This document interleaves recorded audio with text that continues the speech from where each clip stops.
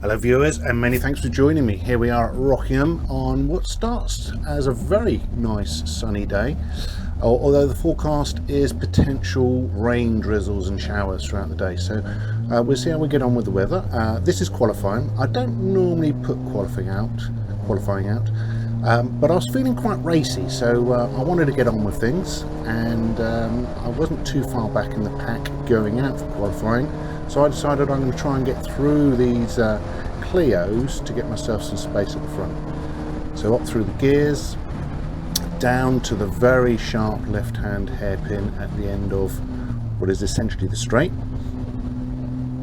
Now, what I found quite interesting about this qualifying is we're out there for 15 minutes and these guys are weaving around, and I expected him to weave back to the left, but he didn't, so I had to pass that guy. That's Tony Hunter on the left hand side, and we're doing the slightly longer, I think they call this the international circuit, which then includes Piff Paff coming up, which is one of my favourite little bits of this track. You can absolutely fly through here, through the left. Now I always let my car go over to the left, and then your natural straight line braking takes you over to the right, and then you come around, take the second apex curb in on the left hand side, take a bit of curb on the right. So I'm making my way through. You can see there's quite a bunch of Clios in this race. That's when we had quite a lot of Tricolore Clios, and it's just the Tricolores out in this what was race one of the day, and this is the qualifying section. So we're coming up to this is Tarzan, sharp right hand hairpin, cut that tight. I had to go in tight anyway because I was overtaking the car. Up through the gears, up to the chicane, which takes us on to the start finish straight, and then the banked curving, which is an awesome bit of track. Through the chicane,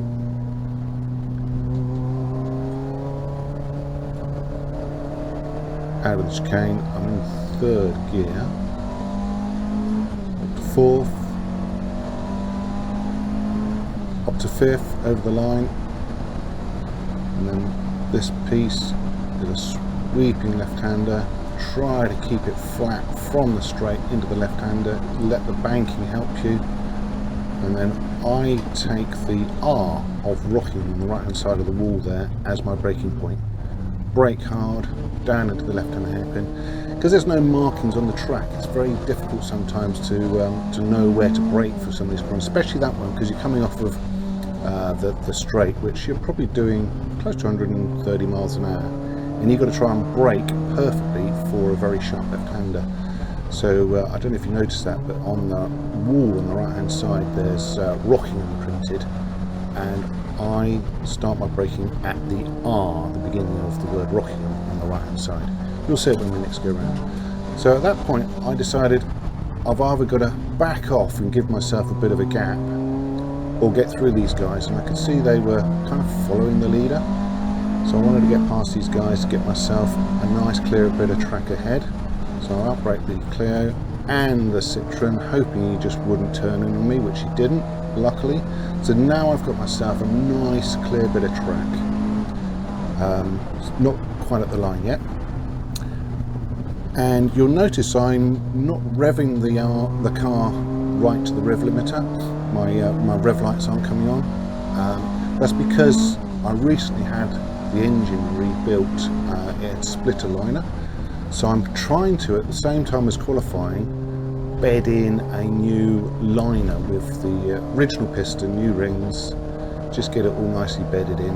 That's all we changed, didn't change any of the other pistons or liners, so I'm just going to try and bed that in. So I'm trying to get a good clean qualifying lap without making any mistakes, trying to keep it as smooth as possible without stressing the engine too much, because it's almost like I'm still doing a bit of running in. It's one of those things when you're racing, you just run out of time. I did want to get it out to another track for testing, but just didn't have the time to do that before going out to the race meeting.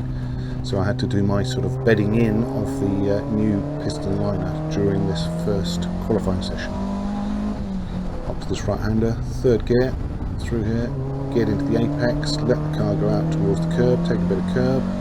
Now this corner, you have to brake a little bit earlier and keep it tight to the right, so you're on the right hand side to go through Piff Paff. fly through piff paff, left, right. As I say, let the car go over to the left, and then as you brake on the straight, it takes you onto the right hand side. Late entry, take that curb on the second apex, take the curb on the exit, flying up to this fast sweeping left-hander, which is slightly off camber, brake at the end of that curb there, turn in on that board, into this left-hander, getting up onto the curbing, let the car go out, nice, down to Tarzan, brake halfway between those two boards, get into the apex, let the car straighten up, take as much track as you can on the left hand side, and a little bit of that green, lovely, up towards the chicane,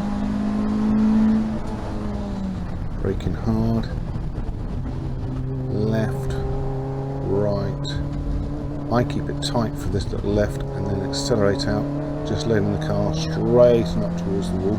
Don't go right up to the wall. It's one thing that I learnt watching IndyCar racing. They don't always go right to the wall because the wall can create turbulence, which can actually slow the car down by a few minutes. Sweeping around there, keeping the car absolutely flat, and then watch the rocking on the right, brake on the arm, brake hard, down through the gears, turn it in, get it in as tight as you can. Let the car sweep out wide, and that's a lap of qualifying. Let's see how we did. So we're going on straight into the race. I'm still feeling pretty racy, so I'm looking forward to this. Now you may be able to see on the screen drizzle spots, and we call this in the trade wet rain. Particularly at Rockingham, it's just got one of those surfaces, a little bit of rain does make it very slippy. So you'll notice I'm actually quite cautious. We're all very cautious because the grip levels are very low. We call this the wet rain. It just sits on the surface of the track, making it very, very slippy. So we can out-brake Nick Gwinnett, which we did, down the outside. And you'll notice, because the track is a bit slippy, I'm starting to use what they call the karting lines, go for the outside of the track where there can be less smoothness of the tarmac, which gives it slightly better grip in the wet. Getting up behind Tony Hunter, he got pole position.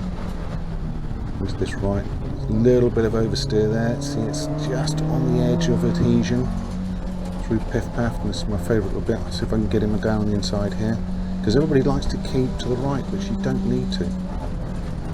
So I'm going down the inside now. Tony has stayed on the outside, you can see him. It's like, I've just got a bit of oversteer, because I just had to let off a little bit so I didn't go sliding into Tony, who was still on the outside of me, which made the car go into an oversteer moment, which I managed to save. Just blip the throttle. Don't want to give it too much throttle, because I've got the pack right behind me. I didn't want to then oversteer myself to the outside of the corner, so I just had to blip, blip, blip, blip, blip until I could feel it straightening up, and then power out. So I'm hoping I can get Tony out of here. Got some good traction out of there. Yeah, that's worked well. He's squeezing me, but I'm still committed to the inside. As late as I can on the brakes without losing adhesion through the chicane. Well, you can see there, a little bit of oversteer. It's still very, very slippy. Well, it will continue to be slippy. You'll see the drizzle on the windscreen gets heavier and heavier as the rain comes down. The wet rain, as we call it. So I'm going to go very cautious through this left-hander. This is the last place you want to have a slide. If you get it wrong here and end up hitting that wall, that will absolutely wreck your car. Still braking at the R, because wasn't going as fast as I would be, so I can still brake at the R to get myself into this left-hander.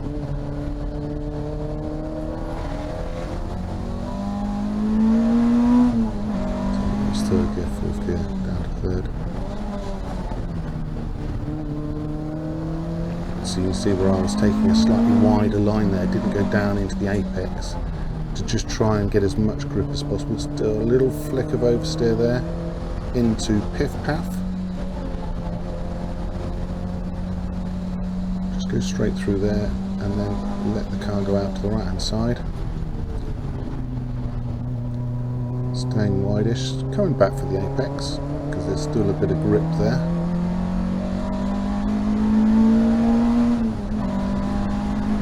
tell I'm still not over revving the engine. Well, it's a bit slippy anyway, so tend to use slightly less revs in the wetter conditions, which for my engine, as it had just been rebuilt, was not a bad thing. It's quite good, helps it run in, just bed in nicely.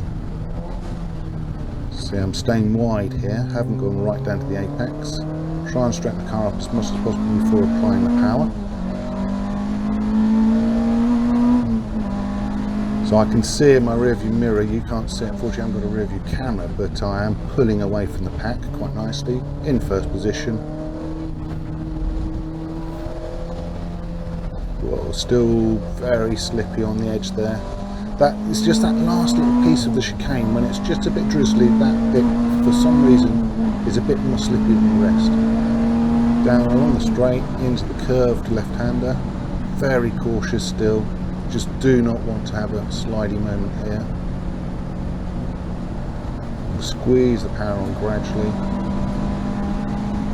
Watching the right on the right. Brake on the R. Down into the left-hand hairpin.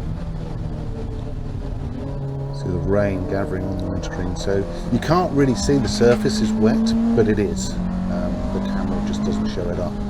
The surface is quite slippy.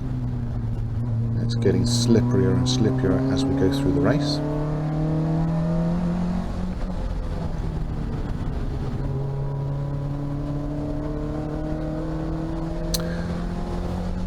And I can see I'm just still pulling away from them. I think I ended up about 14-15 seconds ahead of anybody in this race. So not a great deal happens from here. We'll just follow me around this lap, and we'll probably call it a day on this one. Just went for the win, a nice rewarding win. Good race, didn't overstress the car, just kept it smooth despite the tricky conditions. Nice sweeping left, didn't go all the way out to the curb. Don't want to touch the curbs when it's a bit slippy like this. Braking hard, staying a bit wider to try and get the grip levels. It's just searching for the grip. They call them the karting lines. You can see the karters go really wide when it's wet to just try and find the grip. And we'll go into the chicane here, see how the grip is. And as the track, well, we're racing around it, so it's kind of drying a little, but there is still drizzle coming down, so it's just trying to understand where the grip is and how much grip there is. But I think we'll go to the end of this lap here, over the start finish line, call it there. That good win, very pleased with that one. Thank you for watching.